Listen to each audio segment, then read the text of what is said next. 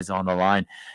So Scott is a sales application specialist at Salina Vortex Corporation, and Claire teaches religion at is it at Sacred Heart in Salina? Yep.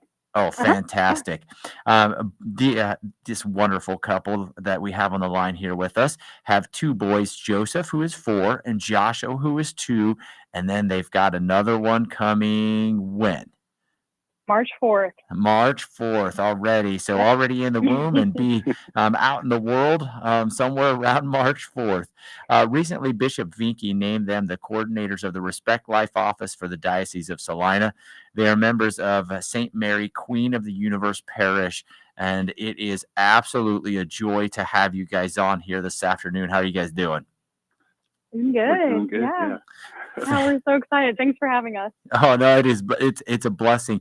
I really wanted to have you guys in here on the radio, but I understand that you've got a sick one at home. Is that correct? Yeah, we had one that was kind of up all night coughing, and we weren't really sure how that was going to end up going, and just decided to make a judgment call and stay home. You never know, with the little one. So yeah, say some prayers that he quickly recovers, because when you have ones at that age who are in daycare, and then you're a teacher, and so once you start hearing like a little bit of sickness, it's like, oh, here we go. The next 6 weeks they're going to be full of just going through the house. Yep, that is how it kind of goes. But it is such a blessing to have you guys on here, and I think you're right. You make that judgment call early, and we can at least still talk with you guys. So thank you so very much for being here. Really quickly, I want to congratulate Bridget Staub. She is our trivia winner. So, Bridget, we will get you put into that drawing for that gift certificate to Messenger Traditional Catholic Books and Gifts. And we will draw that here at 6 o'clock, or just a little bit before, actually. I also want to thank Vic and Joyce Munch, who pledged $200 earlier. So thank you very much. Keep those phones ringing. Keep those pledges coming. 785-621-4110. All right. Scott and Claire, just kind of wanting to talk to you guys a bit about your role first here today with the Respect Life coordinators in that position. And, probably a lot of us out there don't know what all this entails. So maybe if you guys could kind of give us some insight into what that means and what you guys will be doing. Yeah. Well, first of all, so we coordinate quite a few events. Probably the biggest one that our office takes care of is the March for Life in Washington, D.C. We schedule or coordinate groups to go throughout the diocese. And so that's coming up here in January, which is so soon. So the due date for all registration and stuff was today. So that's coming up pretty quickly. We also have the Rally for Life in Topeka, which will be January 24th. And so that's pretty much handled by the Kansas City Diocese. But, we have a few other events that go on throughout the year, masses for deceased children. And I think we have the Rally for Life or the Respect Life retreat that is in October. We have the Rosary Congress that we had in October as well. And so our office kind of takes care of those events. But I have to give a huge shout out to Jeff Andrews and Bill Mayer, because really we came on in September, and as they were kind of telling us what our role would be, I was like, are we supposed to organize all this stuff here in October? And they had taken care of all of it. And, they're both just such go-getters. And and then, of course, with the March for Life, Rick Binder has been incredibly helpful with helping us transition into this role. So those are a few of the major events that we take care of. But as far as education goes, a big part of it is, and I think that a lot of people could see during Roe versus Wade, or with the overturning of Roe versus Wade, as well as in the Value Them Both Amendment, I was just really amazed at, kind of the confusion about what the pro-life movement really is. So I was just so shocked seeing the other side of things, where people were saying that, the pro-life movement is only pro-birth or only pro-baby in the womb and don't care about anything after that. And so a big part of our role is we're moving toward wanting to really educate people as well on what the pro-life movement is, which we're happy to talk about more as well. But then we're also a point of contact for the parishes and for the laity. We would like to eventually, and we can talk about that as well, get to the point where we have Respect Life coordinators or like a Respect Life committee in each parish at each parish level. And so to be a point of contact for them. But, we just have so many ideas that we want to do and want to add to as well, but we still are kind of in that position of learning what all is expected and learning what we can and can't do. So, yeah, go ahead, Scott, if you have anything you want to add to that. You pretty well covered it. Okay. No, that is fantastic. Let me take one quick break here really quick. I often forget to announce the question when we get a trivia winner, and I definitely wanted to announce this one because this one's very important to me because I am a member of St. Nicholas Parish. And so when is the feast day of St. Nicholas of Myra? Bridget Staub once again was that winner, and it is December 6th. So that's coming up quite quickly. So back to Scott and Claire, though. Have either of you been to the March for Life before? Yeah, so I went, I believe my 5th grade year, and if I remember correctly, I don't really remember planning on going. I'd have to ask my mom, but I think my mom and brother were planning on going, and I ended up being able to go last minute, and it was quite the experience. I mean, it was awesome. But Scott will be going for the first time this year. But we go to Scott, did you go to the Topeka March? No. So we always went in high school to the March in Topeka, and I would highly recommend that for anyone in the diocese. That is, of course, much more accessible to the majority of people to go to the rally in Topeka. But have you been? Especially with it coming down to more of a state type thing. Yeah. As Claire mentioned, with the passing of or with the overturning of Roe versus Wade, that I mean, obviously the March for Life in DC is still important, but obviously, taking care of that at the state level is even more important now after that issue. So yeah. One of the things that I was always very impressed with at the National March for Life is there's just a sea of people. Oh my gosh. You get out there and you start walking and you look back and take a picture of it. And you can look online and they have those videos, they have the where they speed it up. And it's just, even when they speed it up, it's like, holy cow, it's just like a whole village of ants just. Oh my gosh. And it's so consoling too, because sometimes you feel kind of alone in your thoughts. I mean, at least I felt that way during the Value Them Both, and all that. You just kind of get a little bit discouraged, but then you pull up the time lapse and you're like, oh hey, there's a lot of people who think like I do. Absolutely.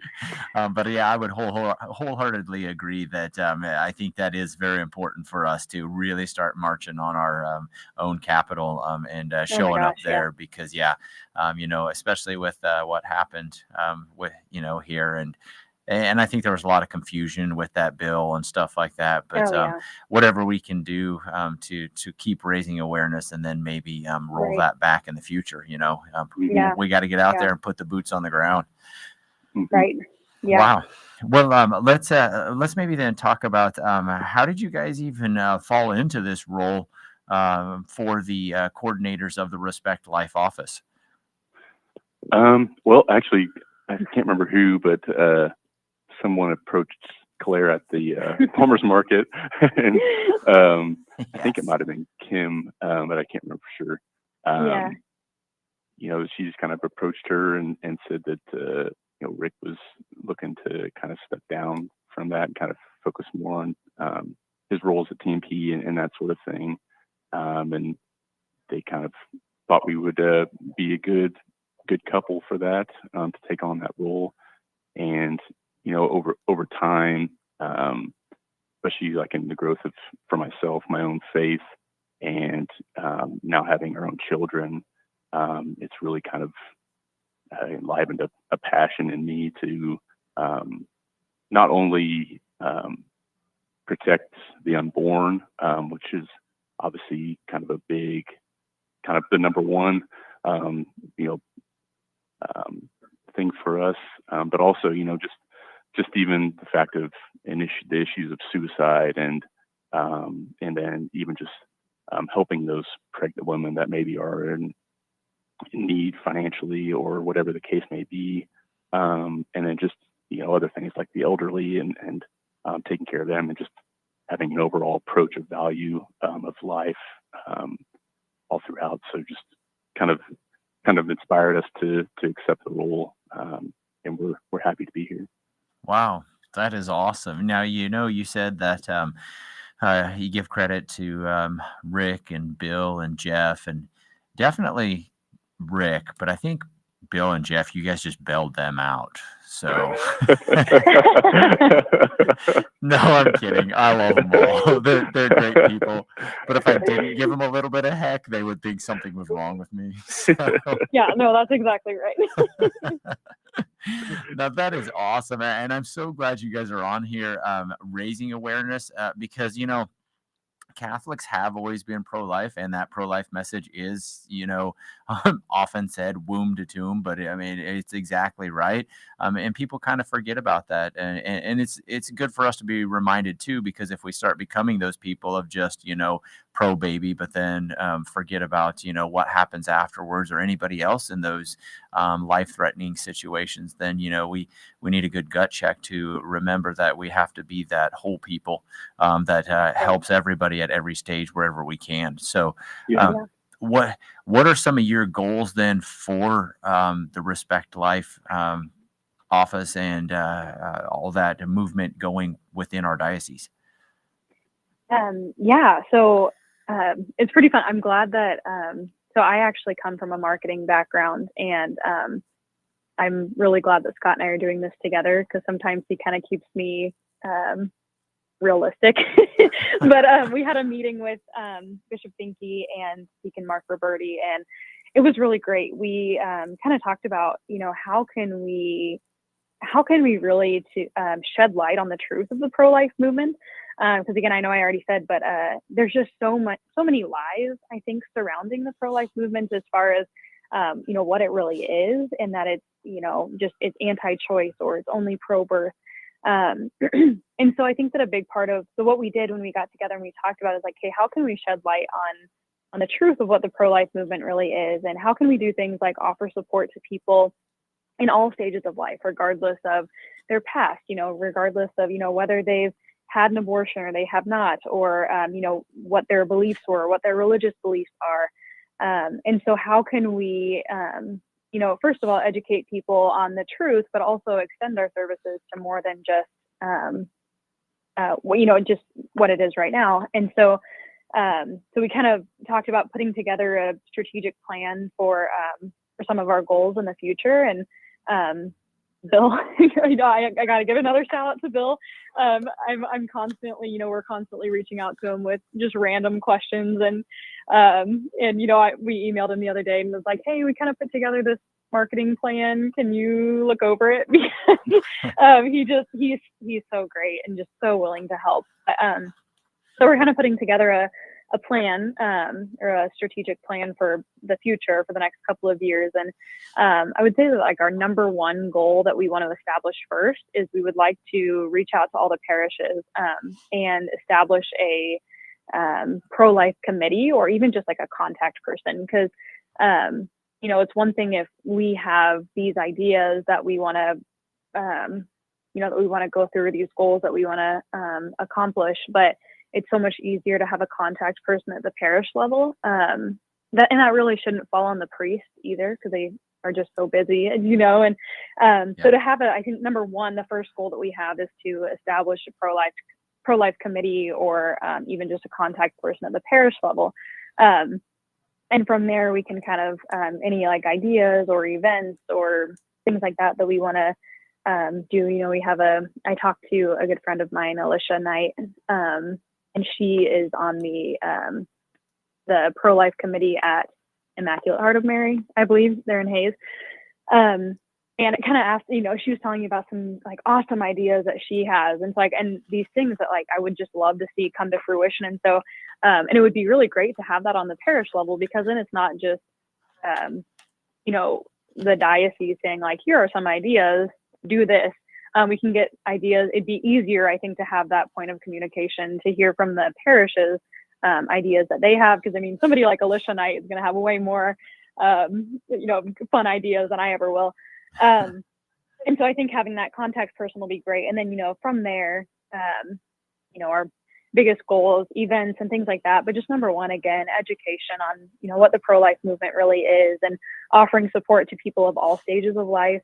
But I just really, we talked about with the bishop, like I just really love that, that this office is connected with the Catholic Church. Of course, our services we would hope would extend toward, past just our faith. But I think a big part of that, or a big disconnect, is, Bishop Finke talked a lot about, is like, how can we extend mercy to, especially here in this year of mercy, extend mercy to the people who have found themselves in unplanned pregnancies and, have gone through an abortion, but now what do they do? And so just opening it up to, welcoming those people back who, regardless of their past, to come back to confession, come back to the church, and that God wants to give us his mercy, which is so fitting to talk about it on Divine Mercy Radio. But, so yeah, is there anything you want to add to that as I just ramble on? No, that was great. Go ahead, Scott. Yeah, kind of just the same thing, just the, providing, I think there's so many negative things in our world, especially in our media, that drive misinformation, whatever the media outlet is, you name it, for the most part. And then, you get to social media, Facebook and that sort of thing. There's a lot of negativity, or, like I said, misinformation. So that's another one kind of our goals is, like Claire mentioned, she's got a marketing background. So our goal is to kind of have more of a kind of a positive presence, I'd say, on like those sorts of platforms, say like on a Facebook or Instagram, and kind of provide more information that way, as well as potentially making videos and that sort of stuff, doing interviews, that sort of thing. So that's kind of another goal that we have. Yeah, I love that you said that, because so much of social media is built on negativity. They know that that's what people run on, and that is an unfortunate part of our society. But I think that also does give us that chance, as you said, Scott, to put out that positive message of how we are there to help all people at all stages of life. And then, a lot of people are getting sick and tired of all the negativity. Yeah. They're just like, I don't even want to tune into anything. I don't want to, check whatever their Twitter feed or anything else, because I'm just done. So if we can give them that place where you can actually go and see some good things that are happening, or give them a positive message of, hey, you may have been through this, but come see us, and we can help you move on from there. I think that's a fantastic thing for you guys to be doing. Yeah. Well, thank you. Absolutely. Let me give a quick thank you to Mike and Lori Hurdle. They pledged $500, and they wanted to say hi to both of you, Scott and Claire.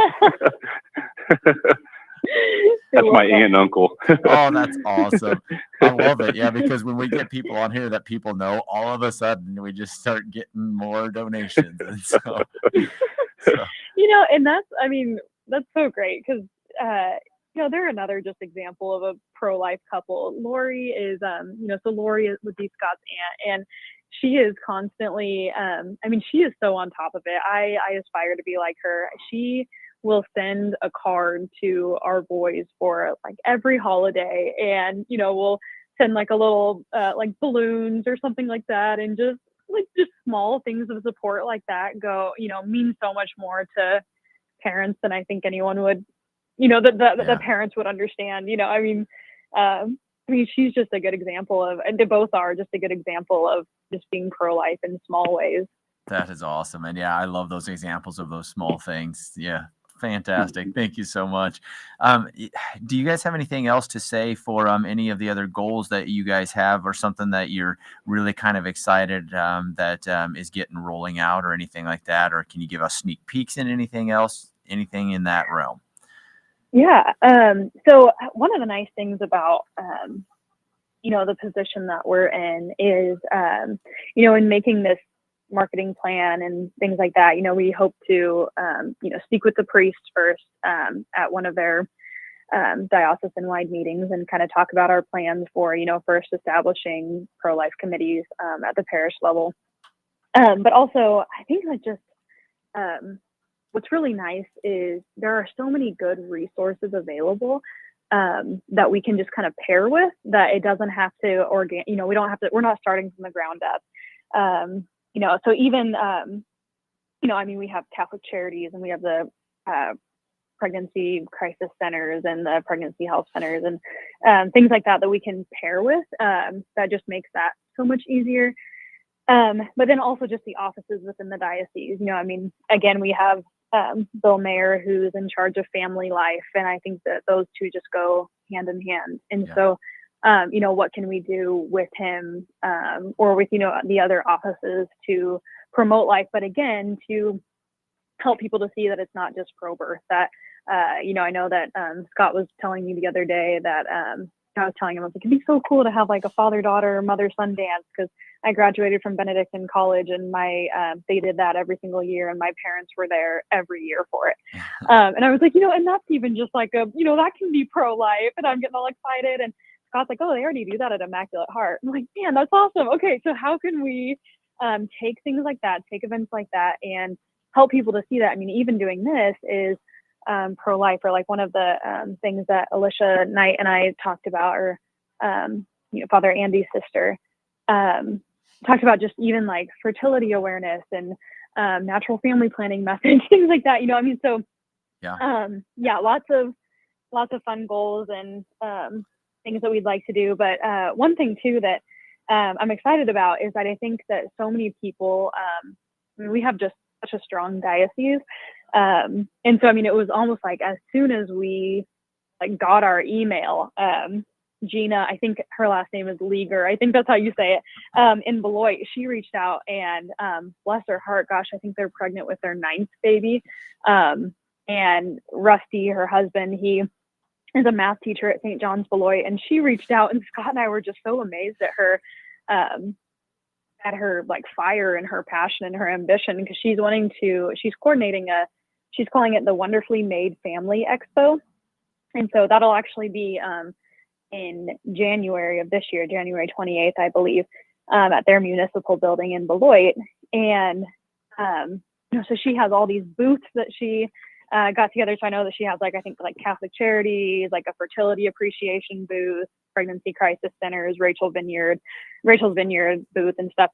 But so again, just being that point of contact. And so she's putting all of this together from the ground up. And, so one of the nice things for us, in the position that we're in, that we'll be able to be a sounding board for her and promote that on social media and stuff. And so it really makes our jobs easy, that there are so many people that want to rally behind this movement.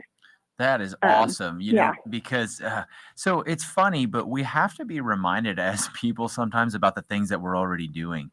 Right. I talked the other day, I don't remember who it was we were talking though about the spiritual and corporal works of mercy, and that we do a lot of those, but maybe we just don't pay attention.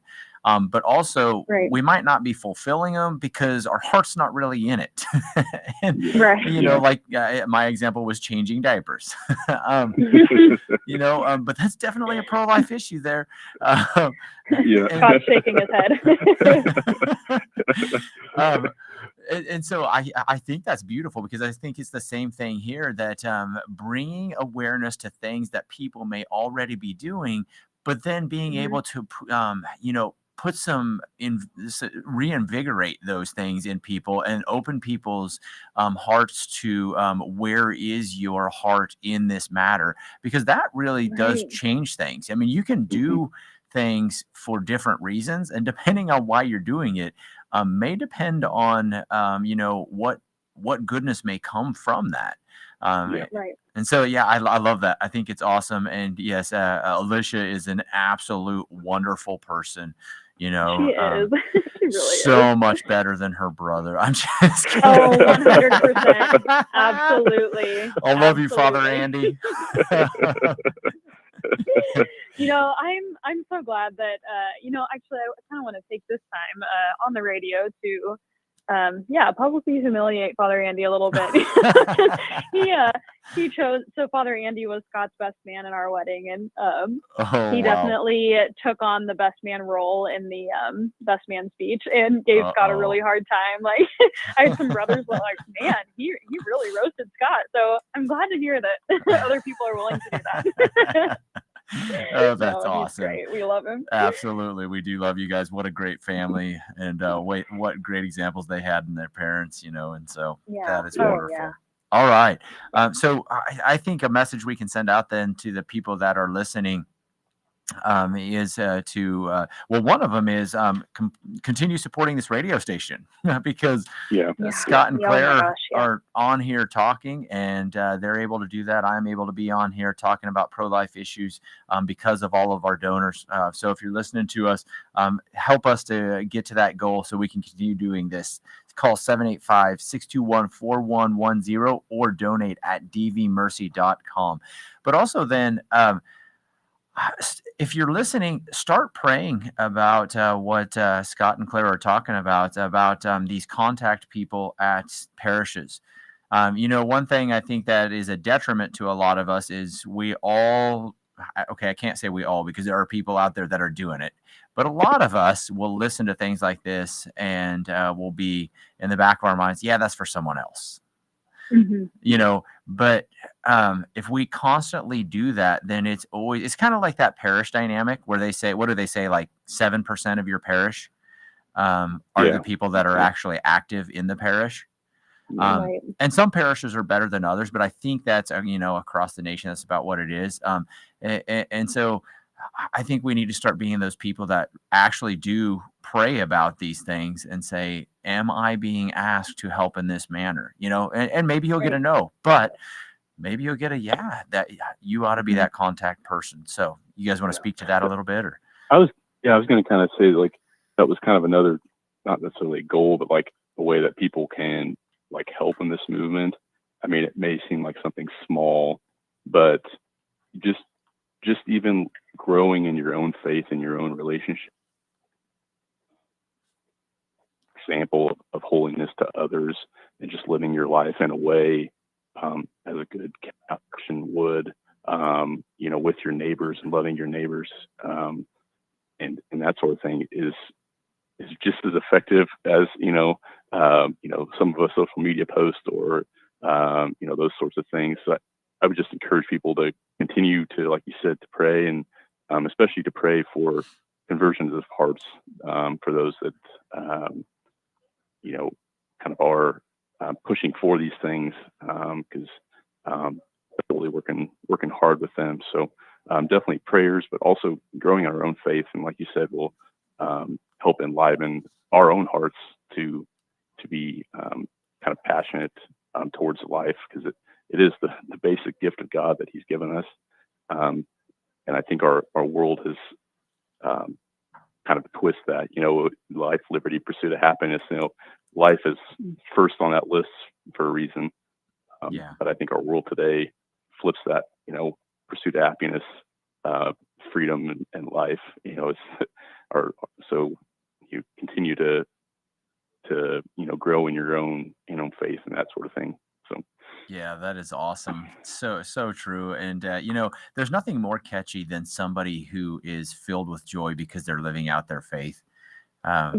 Look at, had the bishop on here earlier. I mean, I cannot meet that guy without getting a smile on my face. Oh my gosh. Yeah. It's just like, I couldn't be angry at it. And we've got some, some great seminarians too that Bishop and I were talking about. You think some of those guys. I also gonna put you guys on that list. Claire, every time I see you, huge smile. You're always so excited to meet people, and I'm like, that's so awesome. So I thank you for blessing us with you guys being these coordinators, because I think you're the right people for the job, and that thank you. Keep living it out, and what a great message. Let us take a very quick break here for our second trivia question. So every hour. I'm sure you guys know how to do this, but just in case you don't, we have 2 trivia questions. You call 785-621-4110, and we'll get you entered into that drawing for a $50 gift certificate to Messenger Traditional Catholic Books and Gifts. And we draw for that at 6 o'clock here this afternoon. But the kind of the catcher for these last 2 hours, though, is that you have to be 16 years of age or younger to answer this question. 16 years of age or younger. So get ready on your phones. Have your parents help you to dial, whatever you need to do. But here we go. Question for this second half of the hour is, who is the Holy Family? A, Jesus. B, Mary. C, Joseph. D, all of the above. Who is the Holy Family? A, Jesus. B, Mary. C, Joseph. D, all of the above. 785-621-4110. I'm not sure who wrote that one, but there ought to be a winner for that. So we'll get those phones a ringing. All right, you guys are listening. Oh, there's the phones ringing. You guys are listening to Divine Mercy Radio, our fall Care-a-Thon. His mercy endures forever. And we are on with Scott and Clare Stramel. They are the new coordinators for the Respect Life office here in our diocese. So I want to kind of move us then to just things that are going on in the Respect Life movement. We've talked some about that. We've talked about things that people can start thinking about, praying about, but also what are resources that people can look to keep them informed as to what's going on within our diocese? Yeah. Yeah. Go ahead. I mean, obviously there's a lot of really good resources. As far as like some of the main ones I kind of personally use, but are also just really good. Number one is probably like Kansans for Life. They're really good about providing information, especially like even like legislation and that sort of things that are going on in the state of Kansas. And that sort of thing. So that's a really good resource. And then the other one is not really news, I guess, per se, but Live Action is another really good pro-life type resource. They have a lot of great videos and commentary and that sort of thing. She's really good. I think she's spoken at the March for Life, I think, before. So, and then another one that I use a lot, not only for kind of pro-life news, but just kind of good Catholic news in general, would be The Pillar. It's just two guys, and they kind of broke off from a different news service and just kind of do it themselves, and they just provide really trustworthy news about the Catholic faith. And so those are kind of a few of the resources that I use. Okay, Claire, anything else from you? Yeah. For me, I want to say, first of all, Live Action, Lila Rose, she's amazing. She has a great resource. And I would say, especially for the education standpoint, I teach 8th grade freshman and sophomore religion at Sacred Heart. And, one of the things that I really noticed, again, with the overturning of Roe versus Wade, were these arguments that were coming about, like, oh, okay, well, what about overpopulation, or what about, the case of rape, or, what about, lethal diagnosis or whatever. And she has a whole section on, with just like these really great interactive videos with how to respond to those types of arguments. Like, here are the most common pro-choice arguments. How do you respond to them? But they also, they have a really good, I would recommend signing up for their email blast. And, they just do a lot of really great work there. So I'd agree with that. Definitely Live Action. And Kansans for Life is such a good resource, especially when it comes to Catholic voting. And just for a lot of things, but for me, we always look up, like, okay, like, let's see what Kansans for Life has to say about the elections this year. Who do we need to vote for? And then Catholic Vote is a good, I like to follow follow a lot of these accounts on social media just for, again, that whole like getting a little bit of positivity in your Instagram or social media pages. Students for Life is another good one. But I would say, again, like Catholic Answers, Trent Horn especially is an apologist for Catholic Answers. He has a lot of really great stuff on just on the pro-life movement and things like that. But they just have, I mean, such a wide, I mean, if Catholic.com is their website, and you can type in any question you have about the Catholic faith, and for the most part, they have an article or a recording of answers for them, and so that goes with the pro-life movement as well. But they've been such a huge resource for me, especially as a Catholic teacher, as a religion teacher.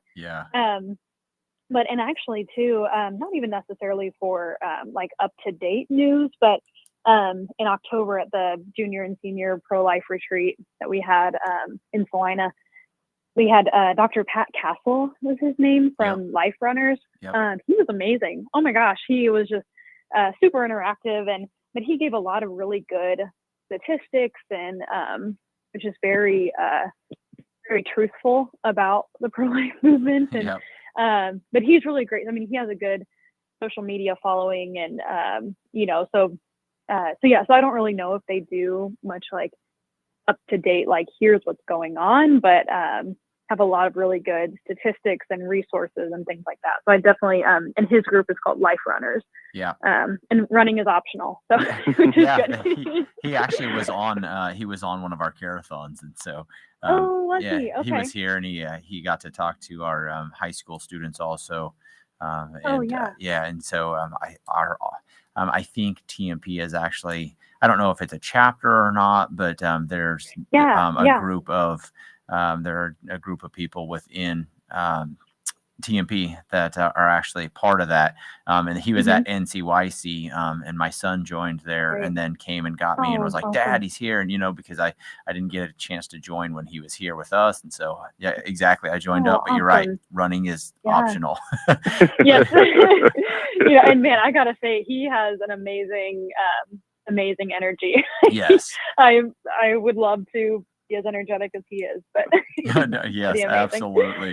I think those are great resources you guys mentioned too. And I would maybe just add that watch some of those things. You mentioned Trent Horn, and one of the things that Trent, I have found, is able to do, he stays very calm. He does in debates, and because sometimes I'm about to lose my mind, and he's just sitting there going, okay, well, have you thought about it this way, and he may even be like, well, yeah, I can understand how that would make sense in some circumstances, but this, and that's a hard lesson that I've had to learn in my own life. But if you watch enough debates between people, we all get tired of the shouting matches.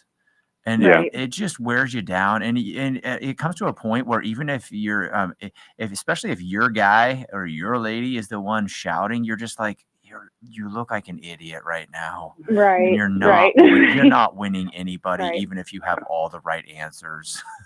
I think something good that he does is just like he kind of mentioned, like he almost like questions to bring out.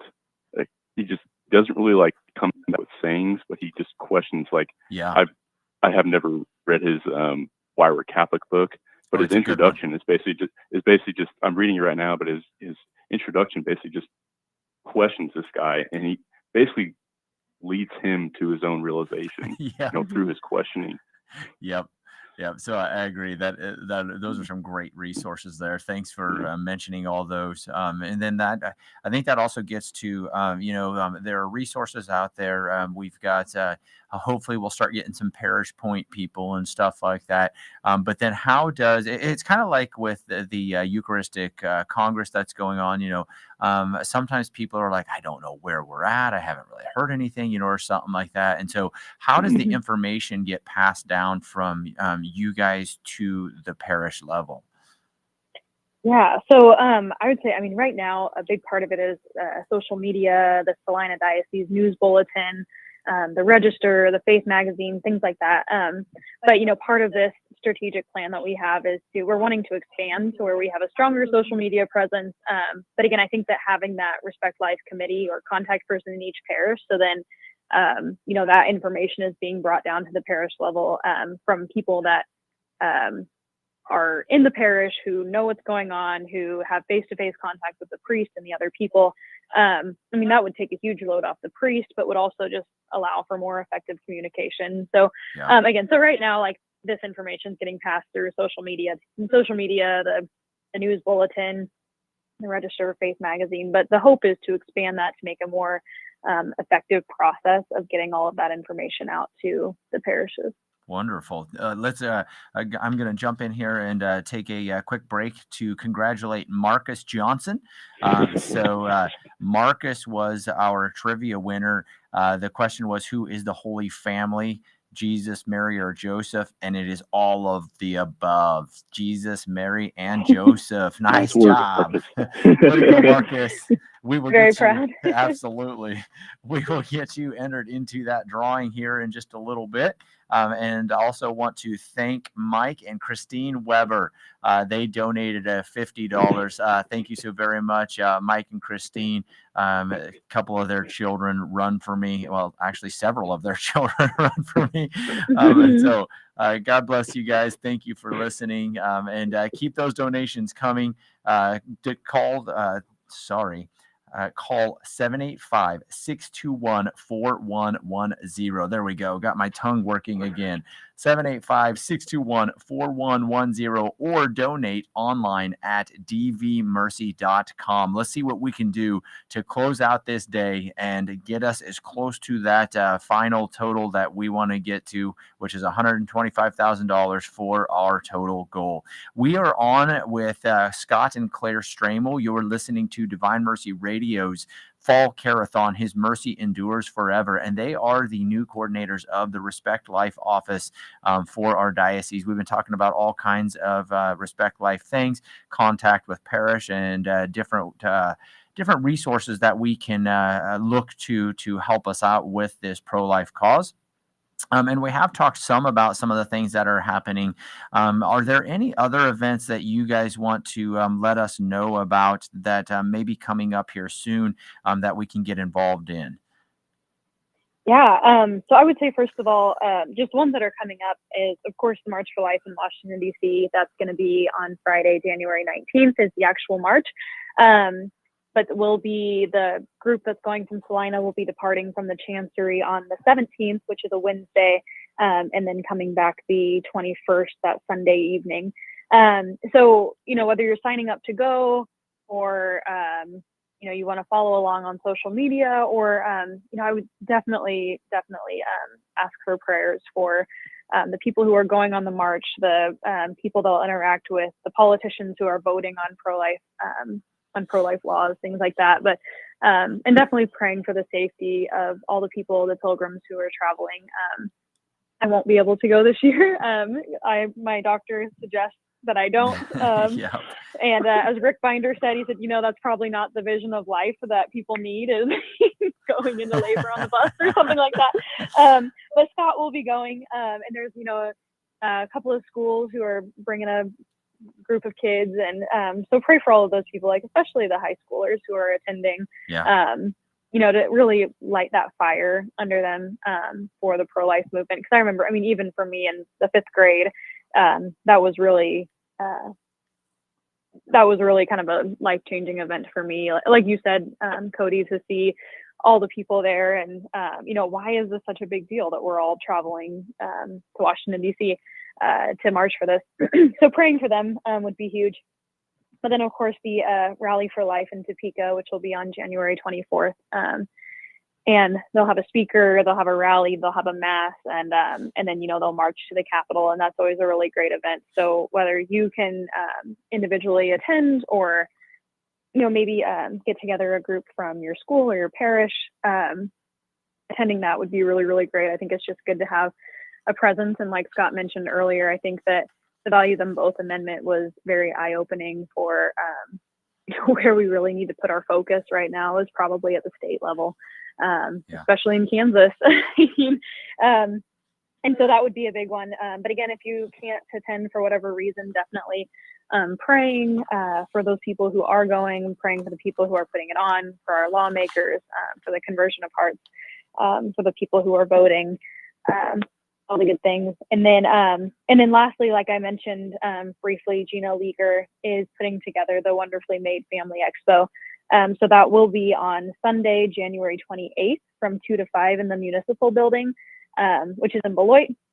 And so as she gets more, I mean, she's coordinated a lot of stuff on pretty dang short notice, but yeah, once we have some more like firm details, we'll be posting about that on social media. So either attending that if you're able to, or, you know, and even just doing things like sharing posts on social media about it, you know, spreading the word and helping others to see it as well. So those are probably the three biggest things that are coming up.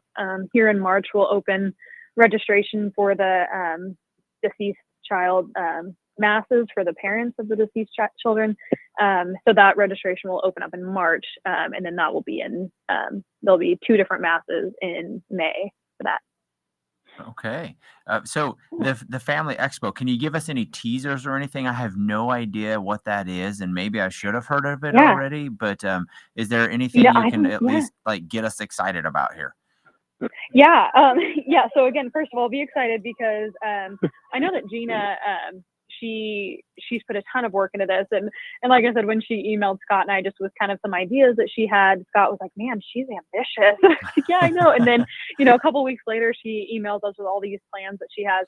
But so, like I mentioned before, a big part of the reason why she decided to put this together was to make just another like kind of local option if you are not able to go to the March for Life in DC or able to go to the Rally for Life in Topeka. Because she told stories about they have 8 kids, and she always felt like it was very worthwhile for her to go to either the March in DC or Topeka. But she said one time she was driving home and it was particularly icy, and she's like, okay, why am I doing this? And so she wanted to do something more on the local level. And so as I mentioned, I know that she is going to have various different booths with just, and again, that whole aspect of trying to cover all aspects of being pro-life. So she'll be meeting with, she'll have a Catholic Charities booth, and I think that their main focus is adoption, and then fertility appreciation. So, and so trying to, promote just understanding our fertility and, the hormone genius and all the things, and then again, like the pregnancy crisis center, she'll have someone there speaking from that, and Rachel's Vineyard, and so that's pretty much the majority of information that I know right now. But knowing her, she's super on top of it. She'll be sharing a lot more information on that. Potential speakers and that sort of thing as well. I don't know like who, or I think she mentioned maybe some Kansas for Life people. I think potentially. So so there's kind of a lot of things potentially going on with that. So awesome. Well, yeah, that at least gives us that sneak peek into maybe keep your eyes open, keep your ears open, and be looking for those things to come out. But also, as you were talking about the March for Life and basically people being prayer partners, part of the focus model is that they have people that go on mission with them, either through donations or through prayers, kind of like we're doing right now. And so I think that is another one of those huge things that you were mentioning is know that when you pray, if you weren't able to go to the March for Life, that's what you're doing is you are still going on mission with them, but you're going on mission through your prayers. You may not be able to be the literal boots on the ground, but I mean, as we know, a lot of times prayer is more effective than anything we're doing. And so I don't want to discount their witness because I've been a few times and it's definitely a trip. Yes, yes. But yeah, don't discount your prayers. They are huge. Very quickly, want to thank Joan Welbrock for donating $25 to this station. Thank you so very much, Joan. You guys are listening to Divine Mercy Radio and listening to our fall Care-a-Thon. His mercy endures forever. All right, Scott and Claire, we've got a few minutes left. Is there anything else that you guys wanted to pass along before we are done here? And anything else that you could kind of let people know this is how you can help in this ministry? Yeah. I would say, I mean, and maybe this is kind of from a teacher perspective as well, but I would say, I mean, a big part of it is, and, and I know that you asked earlier, how did we kind of get into this role? And Scott talked about just growing in his own faith and things like that. But I would say that for me, I mean, I became interested in this aspect of our faith because of my parents. I mean, they were just so good. I mean, I'm lucky enough to be a cradle Catholic, and but not only just being a cradle Catholic, but I was raised in a house where the faith was the most important thing. And so just speaking about the pro-life movement, I mean, my parents, we attended Life Change, we attended the March for Life. My dad volunteers to drive the bus to Topeka every year to the March for Life there. And, we prayed at abortion clinics. Every night we prayed to end abortion, things like that. And they were always very open about speaking the truth. So, like how we vote as Catholics, it's always going to be for life first and things like that. But, but more than anything, they set an example by their actions. They helped us to see the truth of the pro-life movement for all life. I have so many memories growing up in my family and my parents' household with, them taking meals to elderly people and supporting mothers and families, whether that be relatives or people they didn't know, taking elderly friends to mass and to appointments. My mom, was one of my grandma's main caretakers for the last 10 years of her life. And even just small things so I would say that from a teacher perspective, I just want to say that this, the understanding of the pro-life movement comes from home, and I really just appreciate even my students who I can tell that the faith comes from home, that I'm not their main source of Catholic education. And the same thing in the pro-life movement. Like I said, it was so much more effective that my parents set an example. Even just small things like seeing misbehaving kids at mass, when the majority of people would probably tell the mom to take the kids to the back. I'm sure most of people think of us, when our 2-year-old is throwing a fit, oh yeah, go to the cry room. But my mom would just say something like, man, that's so pro-life. Yep. Gosh, that's awesome that they're here.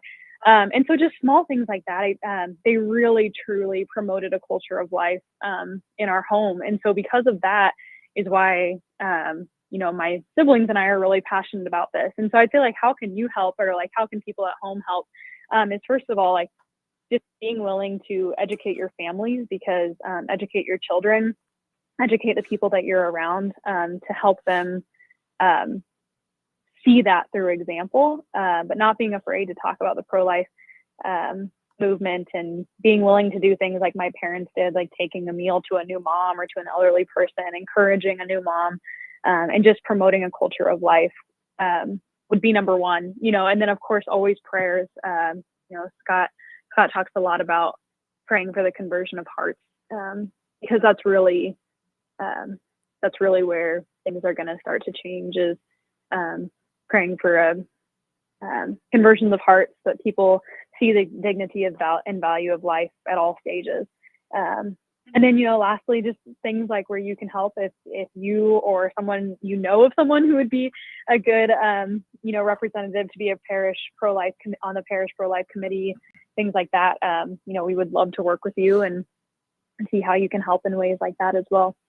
Fantastic. Scott, did you have anything to add? We got about 60 seconds. This is pretty typical of our relationship. Awesome.